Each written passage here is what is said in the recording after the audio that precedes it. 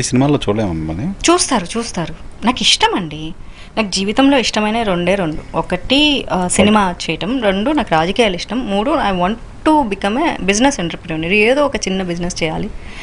So ఈ year 2025లో actually మంచి boutique అలా స్టార్ట్ చేద్దాము అనుకున్నాను. ఫ్యాషన్ డిజైనింగ్ రెండు ఫెయిల్యూర్ అటెంప్ట్స్ కైనా చూడాలా సినిమా రాజకీయాలు? నో నేనేమంటాను అంటే జీవితం ఒకవేళ జనాలు దీన్ని ఫెయిల్యూర్ అన్నారు అనుకోండి, at least constantly I'm trying something.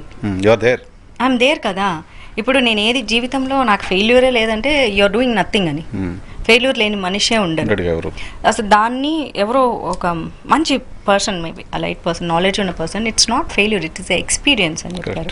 So there is no failure అంటే ఏంటి? నాకు అన్ని అసలు నాకేం చేతగలని నేను చచ్చిపోతే అది ఫెయిల్యూర్, సూసైడ్ చేసుకుంటే అది ఫెయిల్యూర్.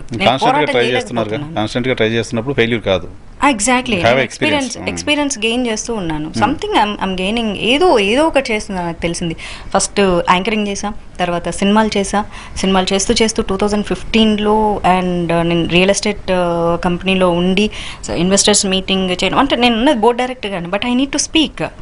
సో దాంట్లో అండ్ 2016లో ఐటీ కంపెనీకి, ఒక చిన్న కంపెనీ, 20 మంది ఎంప్లాయీస్ ఉంటారు ఇండియాలో. ఆ బ్రాంచ్కి నా ఫ్రెండ్స్దే, ఇండియాలో చూసుకోవడానికి ఎవరు లేదు. దానికి కంటిన్యూ చేసా. 2020లో రిజైన్ చేసా కరోనా టైంలో.